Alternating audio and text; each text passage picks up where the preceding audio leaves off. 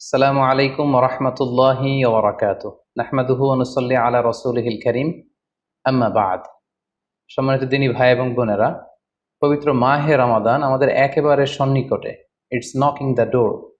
আল্লাহ রাসূল সাল্লাল্লাহু আলাইহি ওয়াসাল্লাম এবং সাহাবারা রমাদানুল মুবারক আসার 2 মাস আগ থেকেই কবে রমাদান মাস আসবে এজন্য ব্যাকুলতা প্রকাশ করতেন, উদ্গ্রীব হয়ে থাকতেন যে আমরা রমাদান পাবো কিনা, কখন রমাদান আসছে।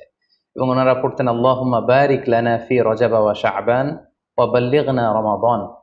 অর্থাৎ হে আল্লাহ, আপনি রজব এবং শাবান মাসে আমাদের বরকত দিন এবং রমাদান পর্যন্ত আপনি আমাদেরকে পৌঁছে দিন।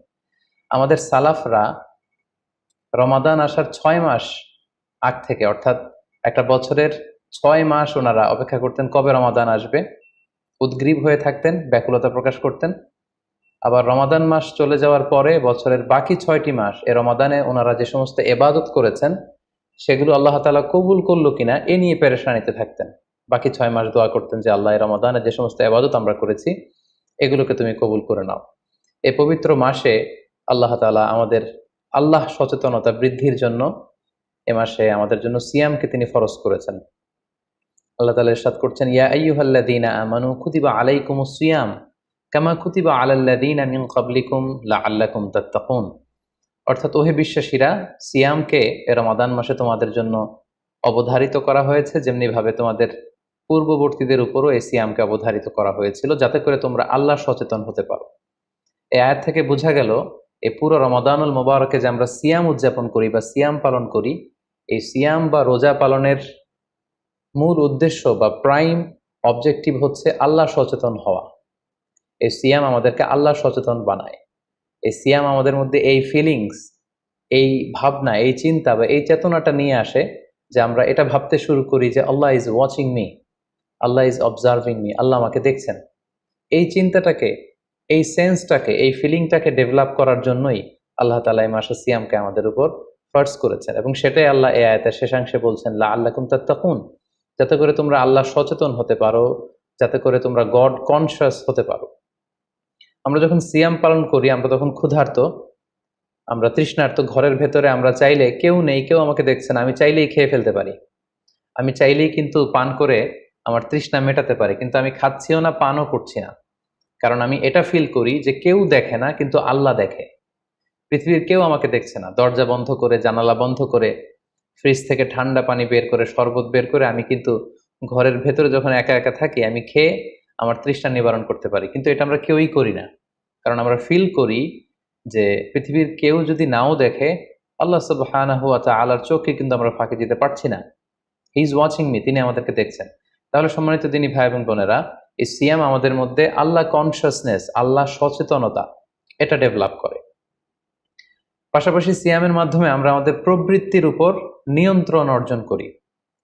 গোটা বছর প্রবৃত্তি আমাদেরকে নিয়ন্ত্রণ করে, সারা বছর প্রবৃত্তি আমাদের উপর জিতে, আর আমরা এই রমাদান মাসে প্রবৃত্তির উপর জয়লাভ করি। যেমন পুরো বছর ব্যাপী আমার যখন ক্ষুধা লাগে আমি খাই, তৃষ্ণার্ত হলে পানি পান করি, আমার কামনা জাগলে সেই কামনা আমি পূরণ করি। কিন্তু রমাদানে ক্ষুধা লাগলে কিন্তু আমরা খাই না। তৃষ্ণায় গলা ফেটে যাচ্ছে, তৃষ্ণায় গলা কাঠ হয়ে যাচ্ছে, কিন্তু এক ফোঁটা পানি আমি পান করছি না। সিয়াম পালন করা অবস্থায় দিনের বেলা আমরা যারা বিবাহিত, আমাদের স্ত্রীদের সাথে অন্তরঙ্গ মুহূর্ত আমরা কাটাচ্ছি না। তার মানে আমার যেটা মন চাচ্ছে, আমার যেটা ডিজায়ার, আমার যেটা ডিমান্ড, সেটা আমি ফুলফিল করছি না। অর্থাৎ আমার প্রবৃত্তিকে আমি নিয়ন্ত্রণ করি। তাহলে সিয়াম পালনের মাধ্যমে প্রবৃত্তিকে কিভাবে কন্ট্রোল করা যায়, প্রবৃত্তিকে কি করে নিয়ন্ত্রণ করা যায়, এটা আমরা শিখি। সারা বছর প্রবৃত্তি আমাদের উপর জয়লাভ করে, আর এই সিয়ামের মধ্যে দিয়ে কেমন যেন রমাদানে আমরা প্রবৃত্তির উপর জয়লাভ করি। আমাদের কাছে প্রবৃত্তি হেরে যায়, জিতে যায় আমাদের আল্লাহ তাআলার প্রতি আস্থা এবং ভালোবাসা। এই সিয়ামের আরো একটি শিক্ষণীয় বিষয় হচ্ছে, এই সিয়াম আমাদেরকে সংযমী বানায়, রেস্ট্রেইনড বানায়। আমরা চাইলেই রোজা পালন করা অবস্থায় যা মনে চায় তা করতে পারি না। এবং সহিহ বুখারীর বর্ণনায় আল্লাহর হাবিব সাল্লাল্লাহু আলাইহি ওয়াসাল্লাম আমাদেরকে শিখিয়েছেন যে কেউ যখন রোজা রাখে সে যেন অশ্লীল কথা না বলে, রোজা রেখে সে যেন কাউকে গালি না দেয়। এমনকি কেউ যদি তাকে গালি দেয় অথবা কেউ যদি তার সাথে ঝগড়া লাগতে আসে, সে যেন বলে ইন্নী ইমরুউন সাইম, অর্থাৎ আই এম ফাস্টিং, আমি রোজাদার, আমি রোজা পালন করছি। রোজা পালন করা অবস্থায় আমার পক্ষে অশ্লীল কথা বলা, ঝগড়া করা কোনো বাক বিতণ্ডায় জড়ানো সম্ভব না। তার মানে এই সিয়াম পালনের মধ্য দিয়ে সংযম যে ব্যাপারটা, এই ব্যাপারটা আমাদের আয়ত্তে চলে আসে। আমরা এই সিয়াম পালনের মধ্য দিয়ে সংযমী হয়ে উঠি। পাশাপাশি যারা সিয়াম পালন করছে তাদের জন্য আল্লাহর হাবিব সাল্লাল্লাহু আলাইহি ওয়াসাল্লাম ঘোষণা দিয়েছেন যে কিয়ামতের ময়দানে বিচার শেষে তারা যখন জান্নাতে ঢুকবে, রোজা পালনকারীদের জন্য আল্লাহ তাআলা একটি স্পেশাল গেট রেখেছেন যেটার নাম হচ্ছে রাইয়ান। এবং এই রাইয়ান গেট দিয়ে রোজাদাররা ছাড়া কেউ প্রবেশ করতে পারবে না। সুবহানাল্লাহি বিহামদি। আর একবার এই রাইয়ান দরজা দিয়ে যে ব্যক্তি ঢোকার সুযোগ পাবে জান্নাতে, he will never be thirsty again. সে কখনো আর তৃষ্ণার্ত হবে না, চিরকালের জন্য তার গলা থেকে তৃষ্ণা হারিয়ে যাবে। পাশাপাশি আল্লাহ তাআলা ইরশাদ করছেন যে সব আমলগুলোকে সওয়াব বাড়ানো হয় এবং সওয়াবের প্রতিদান বান্দাদেরকে দেয়া হয়, কিন্তু এই সিয়ামের ব্যাপারটা ভিন্ন। এর প্রতিদান আমি আল্লাহ নিজ হাতে দেব। আরেক বর্ণনা এসেছে এই সিয়ামের প্রতিদান আমি নিজেই। আমরা যদি একটু খেয়াল করে দেখি যে রমাদানুল মুবারাকে আমরা যত নেক আমল করছি বা সৎকর্ম করছি, এগুলোর সওয়াবগুলোকে কিন্তু জ্যামিতিক হারে বাড়ানো হয়। দ্য রিওয়ার্ডস অফ আমাল is multiplied in this blessed month of রমাদান।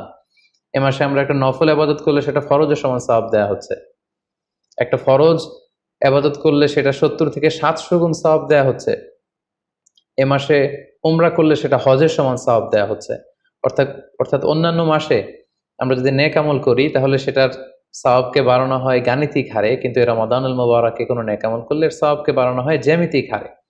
এটাকে মান্থ অফ স্পেশাল অফার বলা হয়, বিশেষ অফারের মাস। আল্লাহ তাআলা চেয়েছেন যে বিশেষ অফার দিয়ে আমাদেরকে ইবাদতের প্রতি আগ্রহী করে তোলে, আকৃষ্ট করে তোলে। তিনি যেন আমাদের গুনাহগুলোকে ক্ষমা করে দিয়ে আমাদেরকে পাপ মুক্ত বান্দা হিসেবে স্বীকৃতি দিতে পারেন, তার একটা কেমন যেন আয়োজন তিনি করে থাকেন আমাদের জন্য পবিত্র মাহে রমাদানে। এবং এই রমাদানুল মুবারকের প্রতিটি রাতে আল্লাহ তাআলার পক্ষ থেকে একজন বিশেষ আহ্বানকারী ফেরেশতা তারা ডাকতে থাকে আর বলতে থাকে, ইয়া বাগিয়াল খায়রি আকবিল, হে কল্যাণের অভিযাত্রী, হে কল্যাণের পথের যাত্রী, আকবিল প্রসিড, গো অন, আরো সামনে যাও, আরো নেক কাজ করো, আরো ভালো কাজ করো। ইয়া বাগিয়াশ শাররি আকসির, হে পাপের পথের যাত্রী, আকসির স্টপ, থেমে যাও, অনেক হয়েছে, আর না, আর অন্যায়ের দিকে ধাবিত হয়েও না। এটা প্রতি রাতেই, রমাদানের প্রতিটি রাতেই এই আহ্বান করা হয় যে হে কল্যাণের পথের যাত্রী, ভালো কাজ করতে থাকো, হে অকল্যাণের পথের যাত্রী, এখনই থেমে যাও, আর সামনের দিকে আগ বাড়িও না। এবং এই বরকতপূর্ণ মাস পেয়েও যারা আল্লাহ তাআলার ক্ষমা পায়নি, রাসূল সাল্লাল্লাহু আলাইহি ওয়াসাল্লাম তাদের জন্য ভয়ঙ্কর ওয়ার্নিং দিয়েছেন, হুঁশিয়ারি দিয়েছেন, গভীর হুঁশিয়ারি তিনি বর্ণনা করেছেন। মসজিদে নববীতে আল্লাহ রাসূল সাল্লাল্লাহু আলাইহি ওয়াসাল্লাম একবার মিম্বারের প্রথম ধাপে পা রেখে বললেন আমিন, দ্বিতীয় ধাপে পা রেখে বললেন আমিন, তৃতীয় ধাপেও পা রেখে বললেন আমিন। সাহাবারা জিজ্ঞেস করলেন, ইয়া রাসূলুল্লাহ, তিনবার কেন আমিন বললেন? আমরা তো বুঝতে পারলাম না। আল্লাহ রাসূল সাল্লাল্লাহু আলাইহি ওয়াসাল্লাম তখন বললেন যে এইমাত্র জিবরিল আমার কাছে এসে আমাকে শুনিয়েছে যে যে ব্যক্তি রমাদানুল মুবারক পেয়েও ইবাদতের মাধ্যমে আল্লাহর ক্ষমা পেল না, সে দুর্ভাগা, সে হতভাগা। আমি তখন বলেছি আমিন। তারপর জিবরিল বলল যে মা বাবা উভয়কে পেয়ে তাদেরকে সন্তুষ্ট করার মধ্য দিয়ে যারা আল্লাহর জান্নাতকে হাসিল করতে পারলো না, তারা দুর্ভাগা, হতভাগা। আমি বলেছি আমিন। তৃতীয় পর্যায়ে জিব্রাইল বলেছে যে হে নবী, আপনার নাম শুনবার পরেও যে আপনার উপর দুরূদ পাঠালো না, অর্থাৎ সাল্লাল্লাহু আলাইহি ওয়াসাল্লাম বলল না, সে দুর্ভাগা, সে হতভাগা। তখন আমি বলেছি আমিন। সম্মানিত সুধী, এই হাদিস থেকে আমরা বুঝতে পারি যে যারা রমাদান পেয়ে আল্লাহর প্রিয় ভাজন বান্দা হতে পারলো না, আল্লাহর কাছ থেকে ক্ষমার ঘোষণা পেল না, তাদের যে দুর্ভাগা এবং হতভাগা আর কেউ হতে পারে না। তাই যেহেতু রমাদান আমাদের একেবারে সন্নিকটে, আর মাত্র 2 দিন পরে এই পবিত্র মাস আমাদের মাঝে আগমন করবে, তাই আমাদের উচিত এই মাসটাকে ভাব গাম্ভীর্যের সাথে উদযাপন করা, to take the best out of this blessed month, যত বেশি পরিমাণে সম্ভব নেক কাজ করে আল্লাহ তাআলার ক্ষমাপ্রাপ্ত বান্দাদের অন্তর্ভুক্ত হওয়ার চেষ্টা করা। আমরা যদি এই মাসকে উদযাপনের জন্য এখন থেকে একটা প্ল্যান করি বা প্রোগ্রাম করি এবং সেটার আলোকে যদি পুরো মাসটি আমরা পরিচালনা করবার চেষ্টা করি, তাহলে আশা করি খুবই ফ্রুটফুল ওয়েতে এই যে অফার দেয়া হয়েছে, স্পেশাল অফার, এই অফারগুলোকে আমরা কাজে লাগাতে পারবো এবং বেশি বেশি আবাদত করে আল্লাহ তাআলার প্রিয় ভাজনদের অন্তর্ভুক্ত হতে পারবো। এই পৃথিবীতে আমরা যখন কোনো বিজনেস রান করি, নিশ্চয়ই তার আগে একটা প্ল্যান করি, একটা প্ল্যান সাজাই। বড় কোনো প্রজেক্ট যখন আমরা হাতে নিই, আমরা একটা প্রজেক্ট প্ল্যান দাঁড় করাই এবং সেটার আলোকে আমরা সেই প্রজেক্টটাকে রান করবার চেষ্টা করি। তাই আর যেহেতু মাত্র 2 দিন বাকি, আমরা যদি এখন থেকেই একটি প্ল্যান করি বা একটি পরিকল্পনা সাজাই, হতে পারে এটা লিখিত পরিকল্পনা, কিংবা অ্যাটলিস্ট নিজের সাথে নিজের বোঝাপড়া যে আমি এই কাজগুলো রমাদানে করতে চাই, এগুলো করতে চাই না, ডুজ অ্যান্ড ডোন্টস গুলোকে আমি মেনে চলতে চাই, যেগুলো করা উচিত এগুলো আমি বেশি বেশি করব, যেগুলো থেকে দূরে থাকা উচিত এগুলোর ব্যাপারে আমি সাবধান থাকবো। অ্যাটলিস্ট মনের সাথে মনে একটা বোঝাপড়া অথবা কাগজে লিখে আমাদের একটি পরিকল্পনা করা উচিত।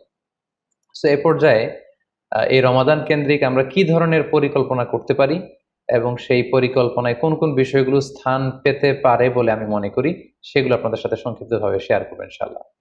প্ল্যান করার ক্ষেত্রে সর্বপ্রথম যেটা আমি বলবো, প্ল্যান করবার সময় অল্প প্ল্যান করুন এবং সেটা যতটুকু প্ল্যান আপনি করবেন সেটা নিয়মিত করবার চেষ্টা করুন।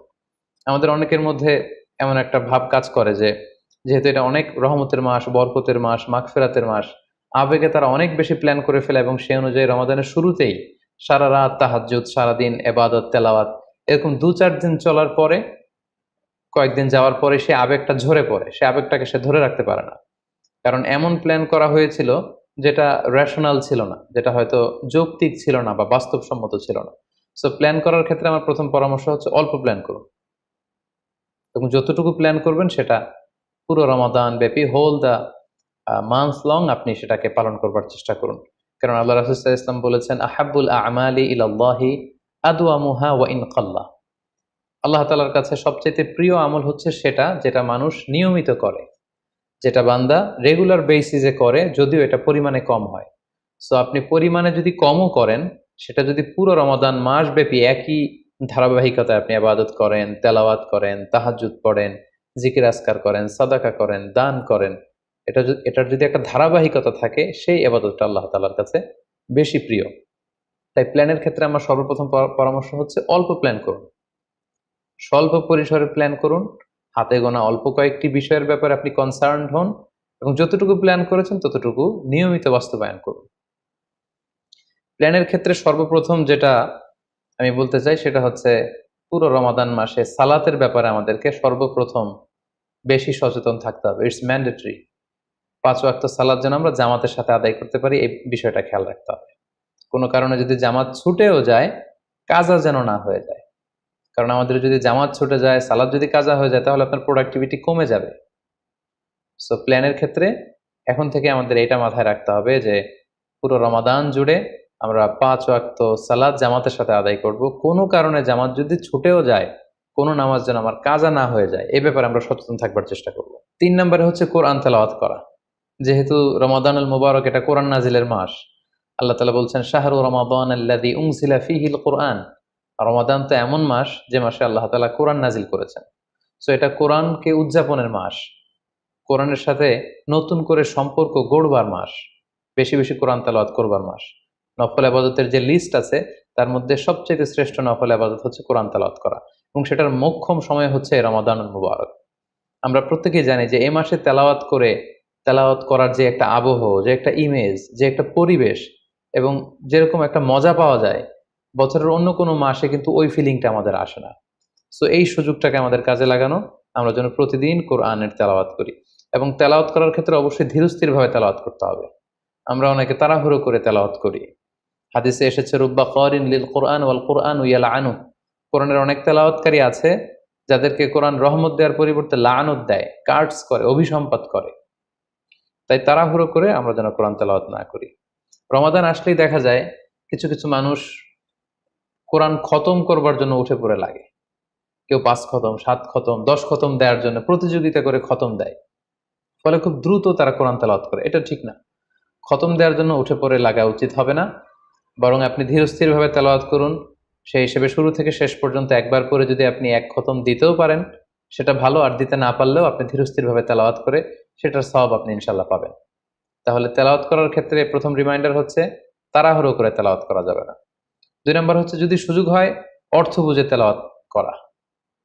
আমরা কয়েকটা সূরা স্পেসিফাই করতে পারি যে এই রমাদানে আমি এই সূরাটা পড়ব, এই রমাদানে এই সূরার শুরু থেকে শেষ পর্যন্ত এর মর্মার্থ, এর বঙ্গানুবাদ, এর যে শিক্ষা লেসন, এটা আমি জানবার চেষ্টা করব।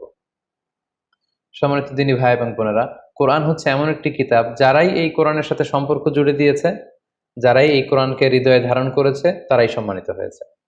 একটু খেয়াল করে দেখুন, সাইয়েদনা জিবরিল আলাইহিস সালাম, উনি কোরআন নিয়ে আসমান থেকে পৃথিবীতে নেমেছিলেন। কোরআনকে নিয়ে আসার কারণে উনি হয়েছেন শ্রেষ্ঠ ফেরেশতা। আল্লাহ রাসূল সাল্লাল্লাহু আলাইহি ওয়াসাল্লামের উপর কোরআন নাজিল হয়েছিল, তাই তিনি হয়েছেন শ্রেষ্ঠ রাসূল। এই রমাদান মাসে কোরআন নাজিল হয়েছে, তাই রমাদান মাস হচ্ছে 12টা মাসের শ্রেষ্ঠ মাস, সাইয়্যিদুশ শুহুর।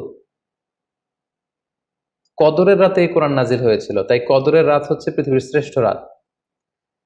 আমরা উম্মতে মুহাম্মাদী, আমাদের উপর কোরআন নাজিল হয়েছে, তাই আমরা হয়েছি খায়রু উম্মাহ, শ্রেষ্ঠ জাতি। আমাদের মধ্য থেকেও যারা কোরআনের সাথে অ্যাটাচমেন্টকে বাড়াবে, কোরআনকে যারা ধারণ করবে, তারা হবে পৃথিবীর শ্রেষ্ঠতম মানুষ। তাই আসুন কোরআন উদযাপনের এই মাসে আমরা যেন বেশি বেশি কোরআনের সাথে সম্পর্ককে নতুন করে আবার নবায়ন করি।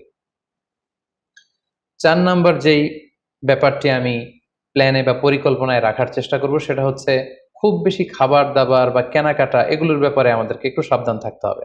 আমরা অনেকে মনে করে থেকে রমাদান মানেই মুখরোচক ইফতারি, ইফতার পার্টিতে জয়েন করা, উদরপূর্তি করে সাহারি খাওয়া, শপিং করা এবং কেনাকাটায় ব্যস্ত থাকা। আসলে ব্যাপারটি এমন নয়, কারণ আমরা জানতে পেরেছি যে এটা হচ্ছে বরকতের মাস, এটা অফারের মাস। নফল ইবাদতে ফরজের সমান সওয়াব, ফরজ করলে 700 গুণ সওয়াব, নফল উমরা করলে হজের সমান সওয়াব। সো এটা হচ্ছে মৌসুমুল ইবাদা, ইবাদতের মৌসুম।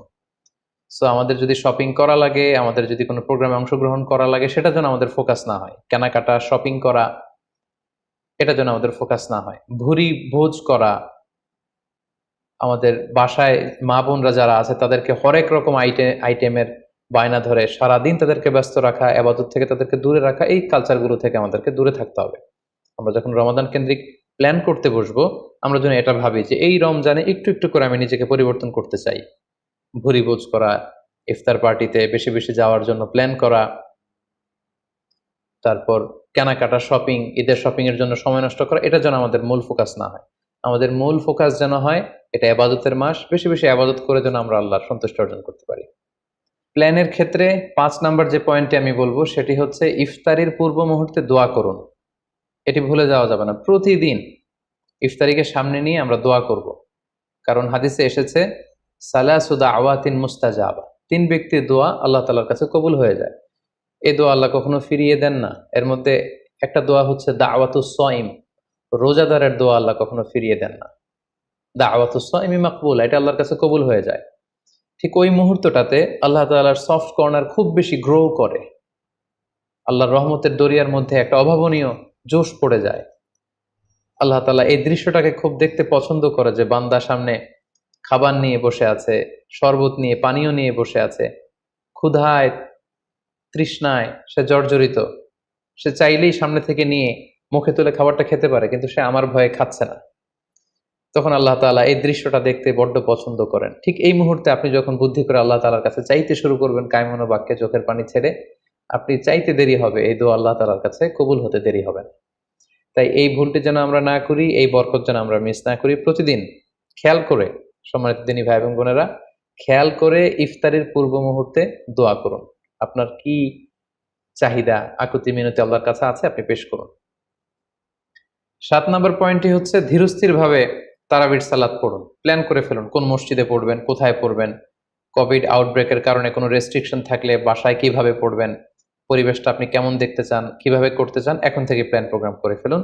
তারাবির সালাতের ক্ষেত্রে পরামর্শ হচ্ছে ধীরস্থির ভাবে তারাবির সালাত আদায় করুন। সালাতুত তারাবিহ শব্দের অর্থই হচ্ছে বিশ্রামের সালাত, অর্থাৎ আপনি বিশ্রাম নিয়ে নিয়ে 2 রাকাত করে, 4 রাকাত শেষে তাসবিহ পড়ে বিশ্রাম নিয়ে আবার 2 রাকাত, 4 রাকাত এভাবে পড়তে থাকবেন। আমাদের বাংলাদেশের বেশিরভাগ মসজিদগুলোতে যেহেতু 20 রাকাতের সালাতুত তারাবি হয়, আমরা সাজেস্ট করি যে আপনারা 20 রাকাত সালাতুত তারাবি আদায় করুন। অসুস্থতাজনিত কোনো কারণে কারো যদি কম পড়তে হয় সেটা ভিন্ন ব্যাপার, তবে আমরা 20 রাকাতের কথাই সবাইকে সাজেস্ট করে থাকি, যেহেতু এটা ইবাদতের মাস, যত বেশি ইবাদত করা যায় ততই এটা কল্যাণকর। তো সেক্ষেত্রে রাকাত বিতর্ক আপনাদেরকে এড়িয়ে চলা উচিত। রমাদান আসলে আমাদের মধ্যে এই শয়তান এই বিষয়টাকে উস্কে দেয় যে তারাবির সালাতকে 8 রাকাত না 20 রাকাত নাকি 12 রাকাত। সো তারাবির সালাত ধীরস্থির ভাবে আদায় করুন, রাকাত বিতর্ক এড়িয়ে চলুন। এটা হচ্ছে একটা বড় ফিতনা। কত রাকাত আপনি পড়বেন আপনার সাধ্য অনুযায়ী আপনি পড়ুন। আমরা 20 রাকাতের কথা সাজেস্ট করি, তবে রাকাত বিতর্কে জড়ানো আমাদের কখনোই উচিত হবে না। 8 নাম্বার যে পয়েন্টের কথা বলবো সেটি হচ্ছে শেষ রাতে তাহাজ্জুদের সালাত আদায় করা। বছরের অন্য সময়গুলোতে রাত 4টার দিকে উঠে আসলে অনেকের পক্ষেই তাহাজ্জুদের সালাত আদায় করা সম্ভব হয়ে ওঠে না। যেহেতু রমাদানুল মুবারকে সাহারি খাবার জন্য আমাদেরকে উঠতেই হচ্ছে, সাহারি খাওয়ার পরে আপনি অজু করে আপনার সুবিধা মতো 2 রাকাত 4 রাকাত তাহাজ্জুদের সালাত আপনি আদায় করুন। তাহাজ্জুদের সালাতে সিজদায় পড়ে আপনি আল্লাহ তাআলার কাছে আপনার মনের আকুতি আপনি তুলে ধরুন। এই মুহূর্তটাতে তাহাজ্জুদের এই সময়টাতে আল্লাহ তাআলা প্রথম আকাশে মনোনিবেশ করে তিনি ডাকতে থাকেন, কার কি লাগবে? কার খাবারের দরকার? আমার কাছে চাও, আমি খাবারের ব্যবস্থা করে দেব। কার রিজিকের দরকার? রিজিকের ব্যবস্থা করে দেব। কার সফলতা দরকার? আমি আল্লাহ তাআলা সফলতা দেওয়ার মালিক, আমি সফলতার ব্যবস্থা করে দেব। যে মুহূর্তটুকুতে বা যে সময়ে আল্লাহ তাআলা আমাদেরকে দেয়ার জন্য তিনি আমাদেরকে ডাকছেন, আমাদেরকে দেয়ার জন্য তিনি বসে আছেন, প্রস্তুত আহ্বান করছেন, কিন্তু আমরা সেই আহ্বানে সাড়া দিচ্ছি না। তাই রমাদানুল মুবারকে তাহাজ্জুদের সালাতের অভ্যাস করার একটা সুবর্ণ সুযোগ কিন্তু আমাদের আসছে। যেহেতু সাহরি খেতে আমরা উঠবই, উঠে আমরা তাহাজ্জুদের সালাত আদায় করে নেব।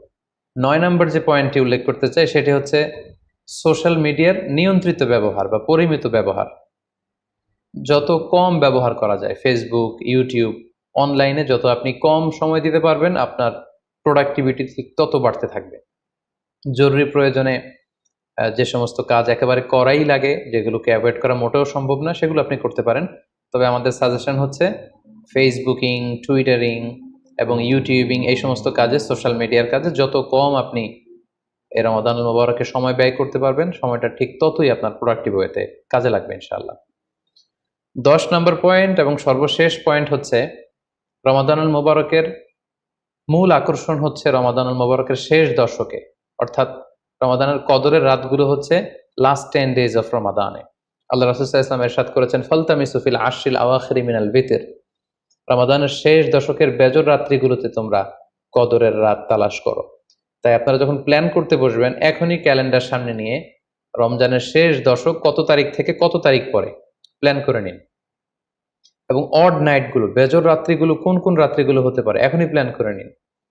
যত ধরনের ব্যস্ততা, যত ধরনের ঝামেলা, যত ধরনের দায়িত্ব, এই কাজগুলোকে আপনি আগে পরে সেরে নেবেন, কিন্তু এই 10 দিনের স্পেশাল টাইমটাকে আমাদের ইবাদতের জন্য রাখা উচিত। আল্লাহ রাসূল সাল্লাল্লাহু আলাইহি ওয়াসাল্লাম রমজানের শেষ দশকে যখন তিনি পৌঁছতেন, তিনি তখন এমনভাবে ইবাদত করতেন, তিনি কাউকে চিনতেন না, কারোর সাথে বেশি কথা বলতে চাইতেন না। তিনি রাতে সারা রাত জেগে থাকতেন, ফ্যামিলি মেম্বারদেরকে উঠিয়ে দিতেন, জাদ্দা ওয়া সাদ্দাল মিজহার, কোমরে গামছা বেঁধে তিনি ইবাদতে লেগে পড়তেন। এই শেষ দশকে তিনি এত ইবাদত করতেন, বছরের কোনো সময়ে আল্লাহ রাসূল সাল্লাল্লাহু আলাইহি ওয়াসাল্লামকে এত বেশি ইবাদত করতে কিন্তু দেখা যেত না। তাই এই শেষ দশকের বেজর রাত্রিগুলো যেন আমরা মিস না করি, এবং শুধু 27 রমজানে আমরা কদর হিসেবে পালন করব, ব্যাপারটা যেন এমন না হয়ে যায়। কারণ যদি কোনো কারণে কদর মিস হয়ে যায়, এটা হচ্ছে খায়রুম মিন আলফি শাহর, 1000 মাসের চেয়েও সেরা। ওই এক রাতের ইবাদত হচ্ছে 1000 মাসের ইবাদতের সমান। এবং আল্লাহর হাবিব সাল্লাল্লাহু আলাইহি ওয়াসাল্লাম বলেছেন, মান হুরিমা খায়রাহা ফাকাদ হুরিম, যে কদরের রাতের বরকত থেকে বঞ্চিত হলো, হি ইজ দ্য লুজার। এই বরকতের মাসে নিশ্চয়ই আমরা কেউই লুজার হতে চাই না, আমরা সবাই গেইনার হতে চাই। সো আমরা যদি গেইনার হতে চাই, রমাদানের সর্বোচ্চ বরকতটুকু যদি আমরা হাসিল করতে চাই, লাস্ট 10 ডেজ অফ রমাদান, রমজানের শেষ দশকের বেজর রাত্রিগুলো যেন আমরা খুবই আন্তরিকতার সাথে সিনসিয়ারলি ইবাদত করে কদরের বরকত হাসিল করবার চেষ্টা করি। সম্মানিত দিনী ভাই এবং বোনেরা, রমাদান আসতে আর মাত্র 2 দিন বাকি। সংক্ষিপ্ত পরিসরে রমাদান কেন্দ্রিক আমাদের প্ল্যান কেমন হওয়া উচিত এবং সেই প্ল্যান বা পরিকল্পনাতে কোন কোন বিষয়গুলো আমাদের খেয়াল রাখা উচিত, এই বিষয়ে সংক্ষিপ্ত পরিসরে আমি আলোচনা করলাম। আশা করি এগুলো যদি আমরা খেয়াল রাখি, তাহলে খুব ফ্রুটফুল এবং প্রোডাক্টিভ ওয়েতে আমরা আমাদের রমাদানকে কাটাতে পারবো। আমরা গত বছর আমাদের অনেক প্রিয়জনদের সাথে একসাথে রমাদান কাটিয়েছি, তাদের অনেকে কিন্তু এবছর আমাদের সাথে নেই। এবং কোভিড আউটব্রেকের এই যে সেকেন্ড ওয়েভ, থার্ড ওয়েভ যেভাবে শুরু হয়েছে, আমরা আমাদের অনেক প্রিয়জনদেরকে হারিয়েছি। আমরা এই রমাদান কারা পুরো রমাদান পাবো আমরা জানি না, আবার আগামী বছরের রমাদান পর্যন্ত আমরা বেঁচে থাকবো কিনা সেটাও আমরা জানি না। সো এই রমাদান হতে পারে আমাদের জীবনের শেষ রমাদান। আমাদের we should consider this Ramadan the last and final chance in our life. আমাদের এভাবে চিন্তা করা উচিত যে হতে পারে এটা আমার জীবনের শেষ রমাদান, তাই আমার গুনাহ মাফের একটা সুবর্ণ সুযোগ হচ্ছে এ রমাদান মাস। তাই এই মাসের সর্বোচ্চ বরকতটুকু হাসিল করার জন্য আমরা যেন বুদ্ধিমানের পরিচয় দেই, আমরা যেন বেশি বেশি ইবাদত করে আল্লাহ তাআলার প্রিয় ভাজনদের অন্তর্ভুক্ত হতে পারি। সম্মানিত সুধী, কোভিড আউটব্রেক গোটা বিশ্বব্যাপী ছড়িয়ে পড়েছে। বিশেষ করে বাংলাদেশে সেকেন্ড ওয়েভের কবলে পড়ে আমরা আমাদের অনেক প্রিয়জনদেরকে হারিয়েছি। সো আসুন আমরা সাবধানে জীবনযাপন করি। বি সেফ, যেখানে থাকুন আপনারা সাবধানে থাকুন, সেফ থাকুন এবং অবশ্যই ঘরের বাইরে যখন বেরোবেন মাস্ক পরে বেরোবেন। হ্যাভ এ গ্রেট রমাদান। আসসালামু আলাইকুম রহমতুল্লাহি